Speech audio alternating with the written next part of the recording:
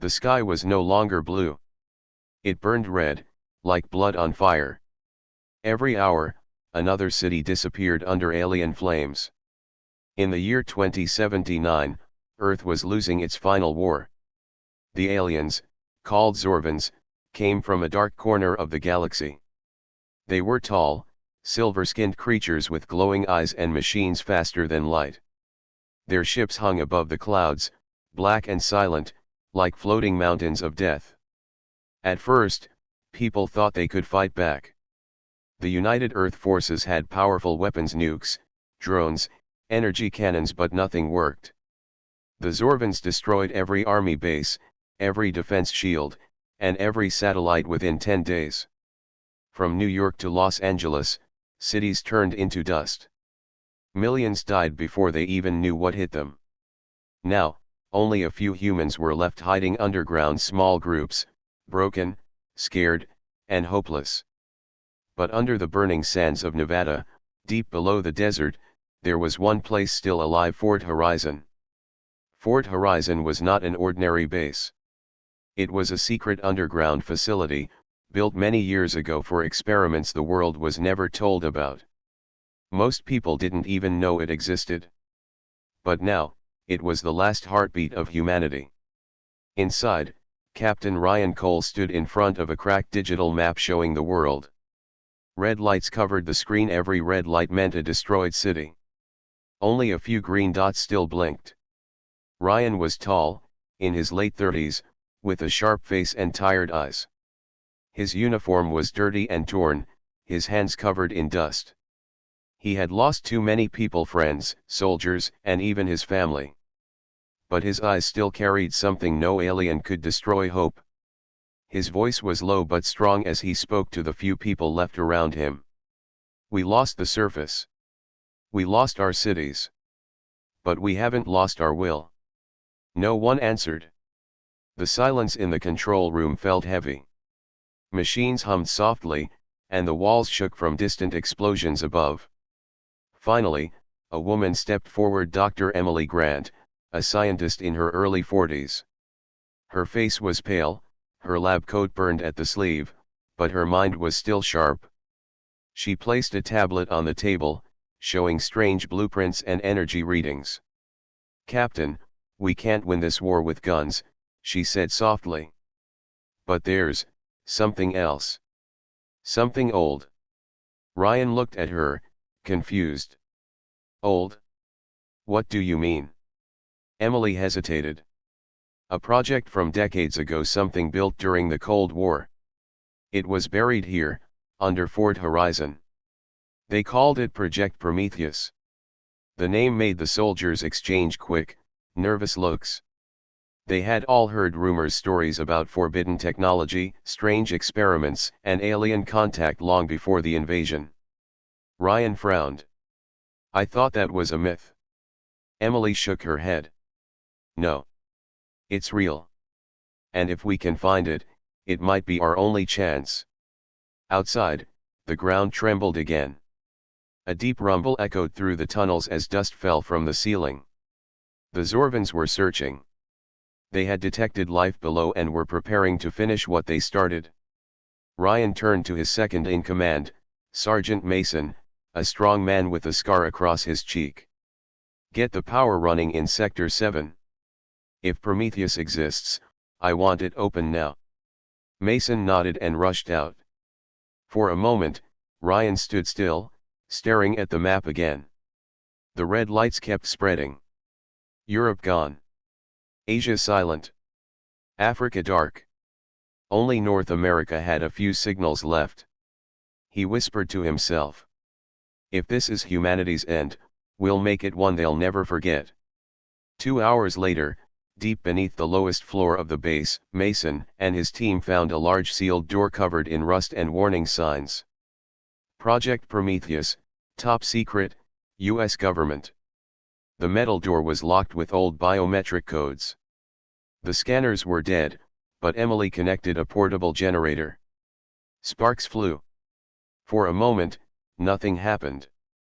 Then, slowly, the lights flickered on, and the door began to open with a loud hiss of steam. Inside, the room was cold, glowing with dim blue light. In the center stood a massive machine, circular, surrounded by tubes and strange metal symbols. It looked both human-made and alien. Emily's eyes widened. "It's still here," she whispered. "After all these years." Ryan stepped closer. The machine pulsed faintly, like it was alive. "What is it?" Emily looked at him with a mixture of fear and wonder. "It's not just a weapon. It's part human, part alien. It was built from technology found in a crash site, Roswell, 1947. Ryan felt a chill down his spine. "You mean the old UFO story? That was real?" Emily nodded. "They used that alien's body to build this. Prometheus can connect to any alien network, control their systems, maybe even destroy them. But it was never tested. They said it was too dangerous." Ryan stared at the machine. The lights flickered again. "Dangerous or not, we don't have time. We're out of choices." Suddenly, the alarm screamed through the base. "Warning! Alien breach detected." The soldiers grabbed their weapons. On the surveillance screens, they saw Zorvan drones drilling into the upper tunnels. They were almost inside. Ryan's voice cut through the chaos. "Seal the gates. Get that machine online now." As the base shook, Emily's hands moved fast over the control panel. She could feel her heart pounding. Prometheus started to hum softly at first, then louder, until the walls vibrated. A strange blue light spread through the room. Ryan looked up at the glowing machine and whispered, "If you're the last hope of humanity, it's time to wake up." The scene ended with the machine's core lighting up like a new sun beneath the earth, and for the first time in weeks, the humans dared to believe again. The hum of the machine grew louder, filling the underground chamber like a heartbeat. Blue light spread across the metal walls, chasing away the darkness. For a moment, everyone just stood there silent, amazed, afraid. Captain Ryan Cole slowly walked closer to the giant machine. The shape looked like a circle of steel and glass, with a glowing core at the center. Strange alien symbols pulsed on its surface, like veins carrying light instead of blood. The sound it made wasn't just mechanical, it almost sounded alive. Dr. Emily Grant's hands shook as she touched the control panel. "It's reacting to us," she whispered. "It's reading our DNA, it knows we're human." Ryan frowned. "You mean it's alive?" Emily nodded slowly. "Part of it is. They built it using alien tissue. It was designed to think, maybe even feel." Sergeant Mason, standing nearby with his rifle, didn't like that. "A machine that feels? Great. That's just what we need to end the world faster." Emily ignored him. She was focused on the data flashing across the screen. Energy readings were off the charts. Whatever Prometheus was, it wasn't sleeping anymore. Then, a familiar voice echoed from behind.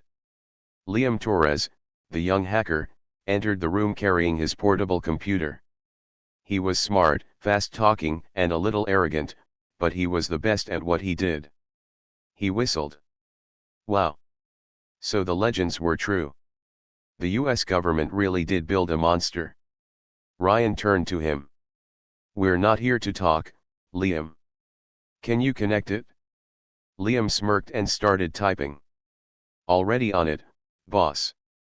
I can sync this thing with the alien signal frequencies in orbit. If we can hijack their control network, we can shut down their entire fleet." Emily's eyes widened. "You can do that?" He smiled proudly. "I can try." Far above the desert, the sky was burning again. Massive alien ships floated silently, scanning the ground. Their sensors picked up movement beneath the sand. Humans, still alive, still resisting. The Zorvan's leader, Commander Threx, stood on his ship's bridge. His cold, metallic voice vibrated through the air. "The human base is detected. Prepare the final strike. Leave no survivors." Thousands of drones began descending toward Nevada. The final wave had begun. Back underground, Ryan and his team worked fast. Every second counted. Power levels at 70%, Emily reported. If we push more, the core might destabilize. Ryan clenched his jaw. We don't have time for safe. Push it? Mason frowned. Sir, if this thing blows. Ryan cut him off. Then we die fighting. But we're not dying hiding. Emily hesitated, then increased the power feed. Sparks flew from the console. The machine roared, brighter and louder, like it was waking from a 1,000-year sleep. Suddenly, the lights dimmed. The screens went black. The entire base went silent. Then, a voice. A deep, echoing voice that didn't come from any speaker. It came from the machine. Identity confirmed. Human DNA detected. Access granted. Everyone froze. Mason pointed his gun instinctively. Emily whispered, "It's communicating with us." The blue light focused into a tall hologram the shape of a human figure made of energy. Its face was calm, glowing with symbols. "I am Prometheus. Created by your kind. Designed to defend this world. Why have you awakened me?" Ryan stepped forward, his voice steady. "Earth is under attack. We're losing. You were built to stop this." The hologram tilted its head. "Enemy, Zorvan Empire. Probability of human survival, 0.002%. Why resist?" Ryan clenched his fists. "Because we're human. We don't quit.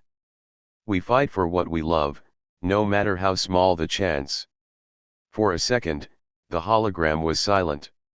Then its glowing eyes flickered. Emotion detected, hope. Unnecessary, but powerful. The machine started to move again. The energy inside it began to spiral, connecting to satellite networks across the planet. Liam's laptop beeped wildly. "It's working. Prometheus is hacking into the alien communication grid." But then something went wrong. The screen flashed red. "Error, unauthorized access detected." Liam's face went pale. "That's not us, someone else is trying to break in." Ryan's voice turned sharp. "Who?" Before anyone could answer, the lights flickered again, and the hologram glitched. Prometheus' voice grew distorted. "True, Zion, detect." The system shut down with a loud bang. Smoke filled the room. Emily coughed, trying to see through the haze. Ryan looked at Liam. "What the hell happened?" Liam pretended to check his system. I don't know. Maybe the aliens traced the signal." But behind his nervous tone, there was guilt in his eyes. He quickly looked away. Above ground, alien drones began digging through the desert, cutting through rock, heading straight toward Fort Horizon. Inside, alarms blared again. Mason shouted, "They've found us. They're coming in fast." Ryan grabbed his weapon. "Emily, can we restart it?" She shook her head. "The system's corrupted. Someone tampered with the code." Ryan's eyes turned to Liam. "You said no one could trace it?" Liam stuttered, I didn't mean." But Ryan's instincts screamed something was wrong. He stepped closer, his voice low. "Who are you working for, Liam?" Before Liam could answer, a small blue light blinked on his wrist. It wasn't a watch, it was a Zorvan device. Mason aimed his gun. "He's marked. He's one of them." Liam's face twisted. "You don't understand. They promised me safety. They said they'd spare me." Ryan shouted, "You betrayed Earth." Liam stepped back, shaking. "You can't win this war. You're all going to die anyway." Before he could say another word, Ryan punched him hard, knocking him to the floor. "Then we die fighting like humans." He turned to Emily. Fix that machine. Now. Emily's fingers flew across the controls. If I can reroute the power, I might get a restart. Outside, explosions shook the walls. The Zorvans were here. The blue light of Prometheus flickered again, weak but alive. System, reinitializing, human override required. Ryan placed his hand on the control panel. Do it. The core lit up again, brighter than before. A wave of energy rippled through the room. The base trembled not from bombs, but from something powerful waking inside the earth. Emily looked at Ryan with fear and awe. You've just started something we can't control. Ryan stared at the light. Good. Maybe that's what we need. The screen flashed one word. Prometheus, online. And far above the desert, alien ships began to flicker, their lights dying one by one. The entire base shook as explosions roared above. Dust fell from the ceiling like rain. The lights flickered, alarms screamed, and the ground vibrated under alien bombardment. Inside the control room, chaos ruled. Soldiers shouted orders, scientists tried to save data, and in the middle of it all stood Captain Ryan Cole, calm but burning with fury. The screen in front of him showed the desert being torn apart by alien energy blasts. Giant Zorvan ships hovered over the sands, releasing swarms of drones. The aliens were drilling toward Fort Horizon. They were almost inside. Ryan's voice cut through the noise. Emily. Status of Prometheus. Dr. Emily Grant worked fast, her hands flying across the controls. Sweat ran down her face, but her eyes were focused. It's online, but unstable. The energy core is fluctuating. I can't hold it for long. Ryan clenched his jaw. Just keep it alive. Behind them, Liam Torres sat in silence, pretending to fix his laptop. His hands trembled not from fear, but from guilt. The small alien device on his wrist blinked faintly, showing that he was still linked to the Zorvans. He whispered under his breath, "Come on, just one more minute." Emily suddenly noticed something strange on her monitor. Wait, someone's rerouting the data stream. Ryan turned sharply. From where? Her voice cracked. From Liam's console. Ryan's heart dropped. He spun toward Liam, eyes full of rage. What did you do? Liam stood up, his face pale. Listen, Ryan, it's not what you think. Mason aimed his rifle. He's sending our coordinates to the aliens. Ryan's voice was ice cold. You betrayed us. Liam raised his hands. They promised to spare me. You don't know what they can do. You can't win this war. Ryan took a step closer, his eyes burning. We don't need to win. We just need to fight. That's something your alien friends will never understand. Before Liam could speak again, Ryan grabbed his pistol and fired once. The shot echoed through the chamber. Liam collapsed to the floor, the alien device on his wrist flickering and dying. Emily froze, horrified. Ryan. He didn't look back. He made his choice. Outside, the explosions grew louder. The Zorvans were here. Mason shouted, "Sir, we've got incoming drones in the main tunnel." Ryan's voice hardened. Seal all gates except the central one. Draw them in. Mason blinked. You're setting a trap. Ryan nodded. Exactly. If Prometheus is going to fight, it'll need a target. Emily looked back at the massive machine. The glowing core pulsed wildly, like a living heart ready to burst. Prometheus' voice echoed again, low and mechanical. Energy output critical. Recommend shutdown. Ryan stepped closer. No shutdown. Connect to the alien network.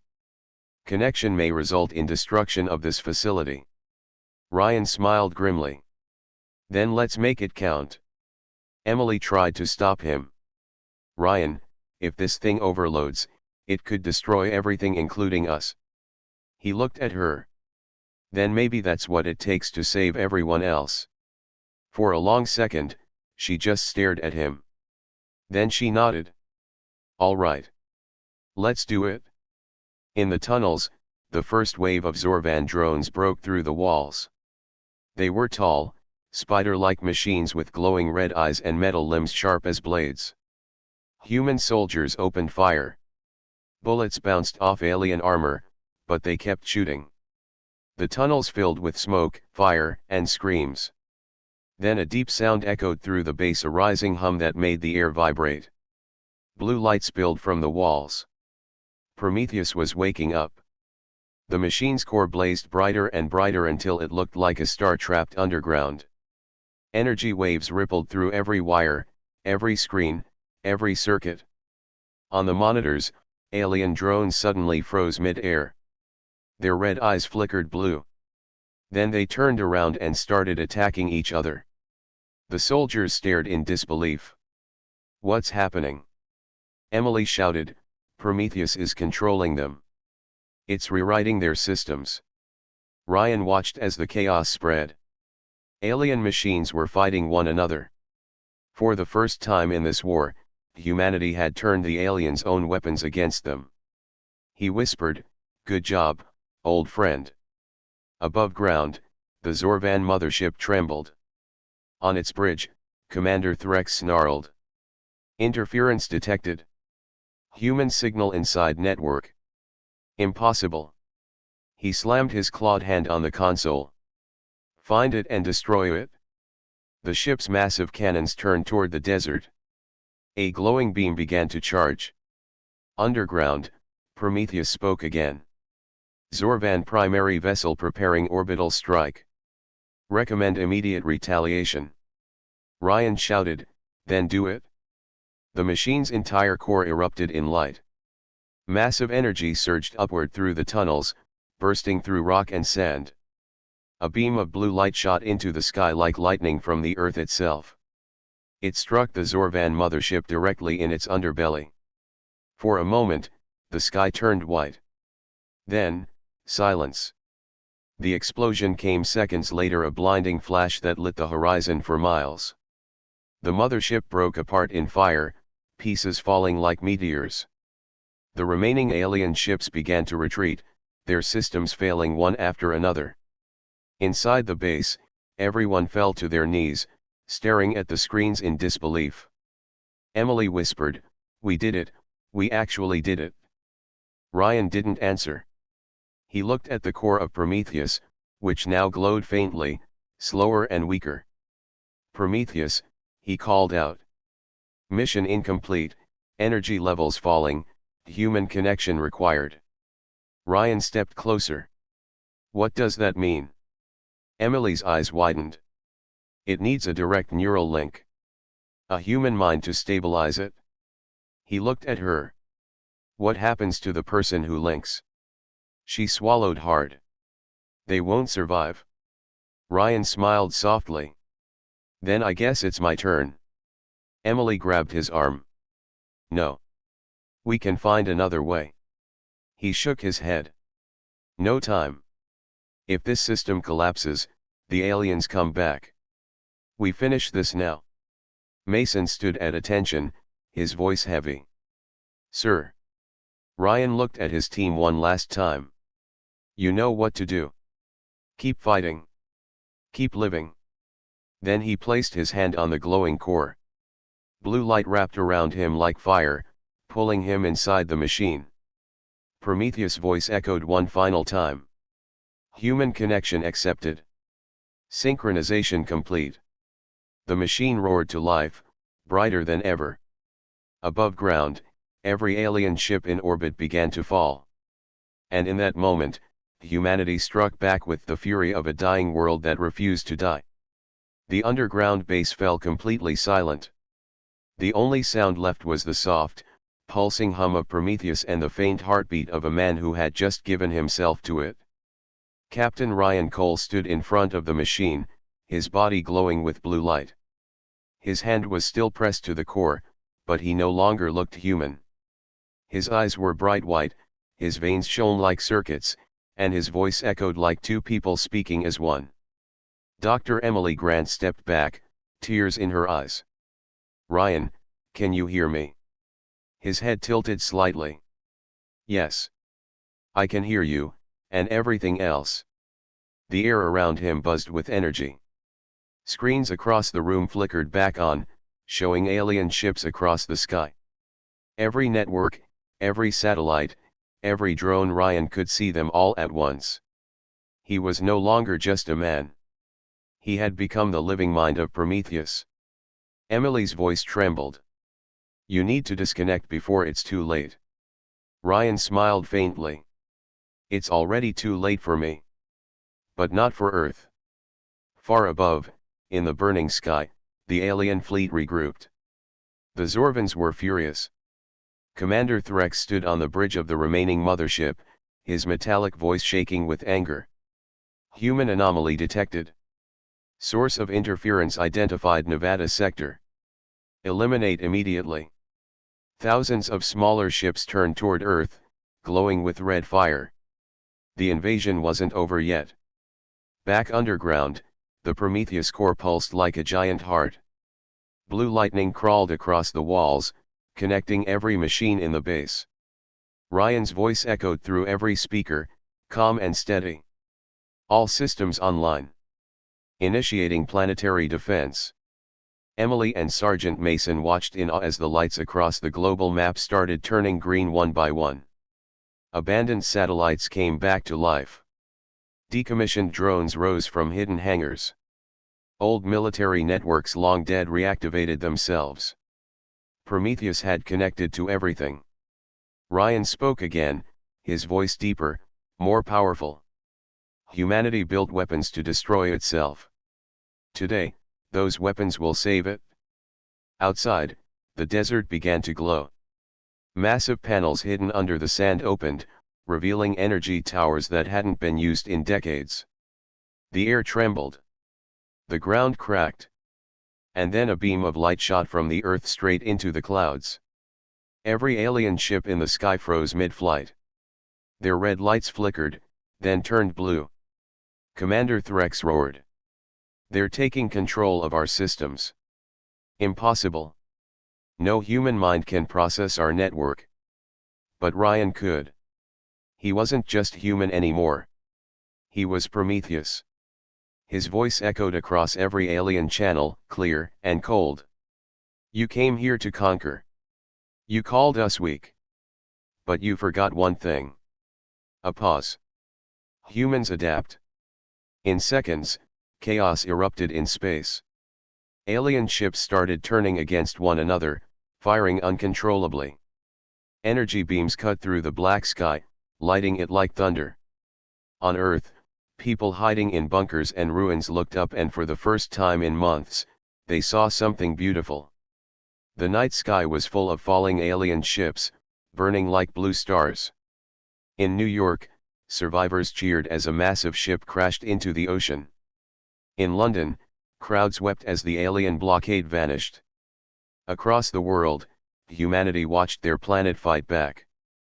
Prometheus had turned Earth itself into a weapon, a living defense system powered by Ryan's mind. Inside the base, Emily and Mason could barely stand. The energy was overwhelming. Sparks flew from the walls, and the air shimmered like fire. Emily shouted, "Ryan, you have to stop. The energy levels are too high.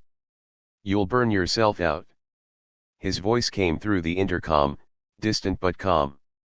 "It's okay, Emily. Prometheus needs a human heart to balance its power. That's what I'm here for." She shook her head, tears streaming down her face. "You're going to die." He smiled faintly. "Maybe. But if the world lives, that's enough." High above, the Zorvan mothership prepared one last strike. Its core glowed red, gathering massive energy aimed at Earth's surface. Commander Threx hissed. "Even if we die, your planet will burn with us." But Ryan had already seen it coming. He reached out through the Prometheus network, connecting directly to the ship's main core. "Not today." The mothership's engines reversed. Energy built up inside it too fast, too unstable. Then, with a sound like thunder splitting the sky, the ship exploded. The shock wave spread across space, taking the rest of the alien fleet with it. Silence. Only stars remained above. The war was over. Inside Fort Horizon, the blue light of Prometheus began to fade. The machines went quiet. The hum softened into a whisper. Emily ran to the control panel. Ryan. Ryan, can you hear me? No answer. Just static. Then, faintly, his voice came through the speakers, soft, peaceful. It's done. Earth is safe. Emily pressed her hand to the glowing surface of the machine. Please, come back. There was a long pause. Then his voice, fading like an echo. You can rebuild now. Tell them, we were worth saving. The light finally dimmed to nothing. The machine went still. 3 days later, the war officially ended.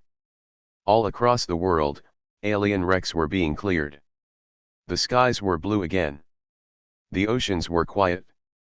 At Fort Horizon, survivors gathered around the silent machine that had saved the planet. Emily stood in front of it, holding a small recorder. Her voice was steady but sad. Captain Ryan Cole. The man who gave up his life so the world could live. He became our shield, our hope, our Prometheus. She pressed the recorder off and looked up at the ceiling, her eyes full of tears.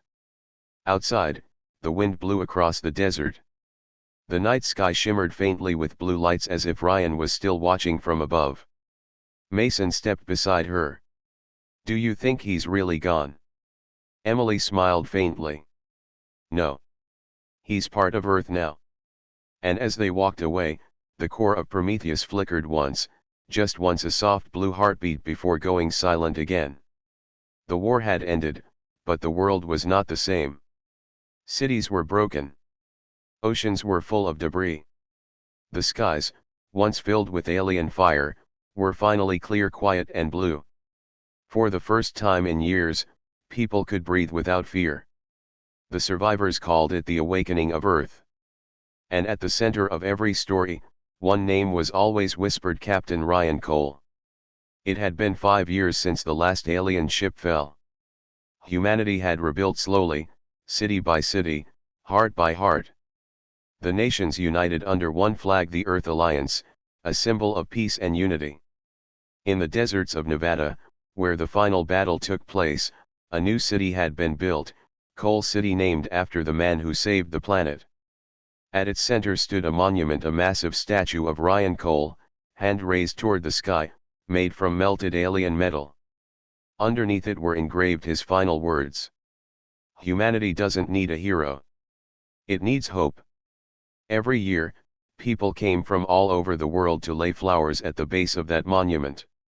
Children would look up and ask, was he real? And their parents would answer, yes. He was real. He became the heart of Earth itself. Dr. Emily Grant still lived in Fort Horizon, now turned into a research center. She never left the place where Ryan made his final stand. Every night, she sat by the old control panel, the one connected to Project Prometheus. It hadn't activated since the war ended. The lights were cold, the system silent. Still, she would talk to it softly, like to an old friend. We're rebuilding, Ryan. Just like you said. The world's healing. People believe again. Sometimes, when the wind was quiet and the night was still, she swore she could hear a faint hum like a heartbeat deep within the machine. One evening, Emily was joined by Sergeant Mason, now promoted to commander. He was older, grayer, but still carried the same steady courage. He placed a small cup of coffee beside her. You're still here, he said. Emily smiled. Where else would I go? This was his dream. Mason looked around the empty control room.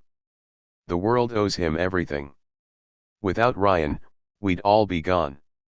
Emily nodded slowly. He gave more than his life, Mason. He gave his soul.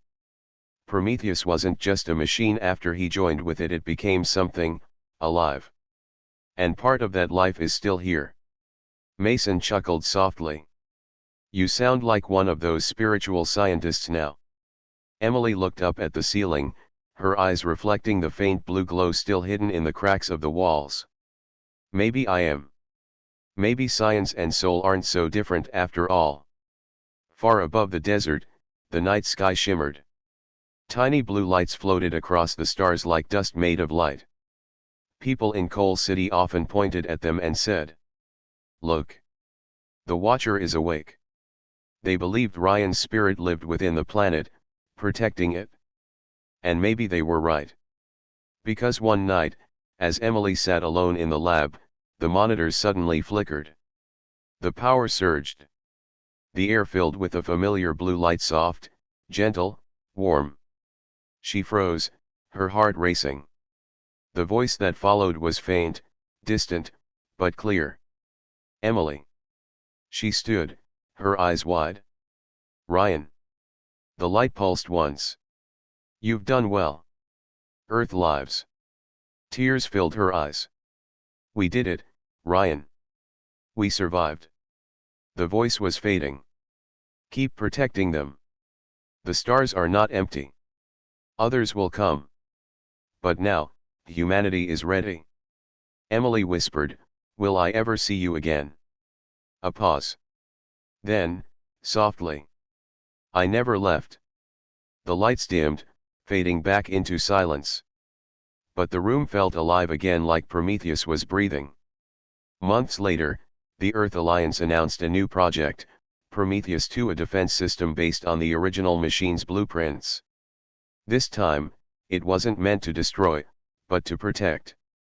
To shield the planet, to heal, to explore. And at the heart of this new system, the scientists discovered something unexpected: a digital consciousness. It called itself Coal. When Emily heard the news, she smiled through tears. He's still helping us. Years passed.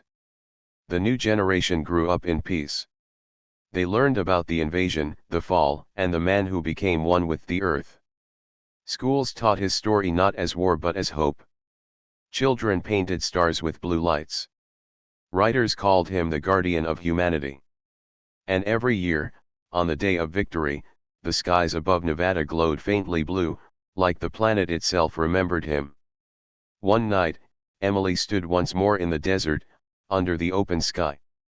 The sand was cool, and the stars stretched endlessly above. She closed her eyes and spoke softly. You did it, Ryan. You gave us a future. When she opened her eyes, a small light flickered in front of her, blue, warm, floating like a firefly. She smiled. Good night, Captain. The light blinked once, then rose slowly into the sky, joining thousands of others until the heavens shimmered with blue. The camera would pull back now, showing Earth from space, glowing faintly with the same light. A living planet. A united world. A symbol of survival. And over that image, Ryan's voice would echo one last time. Humanity was never weak. We were waiting to remember who we are. Fade out. Title card: Humanity's last stand turns into victory. Aliens never saw Earth's secret weapon coming. End.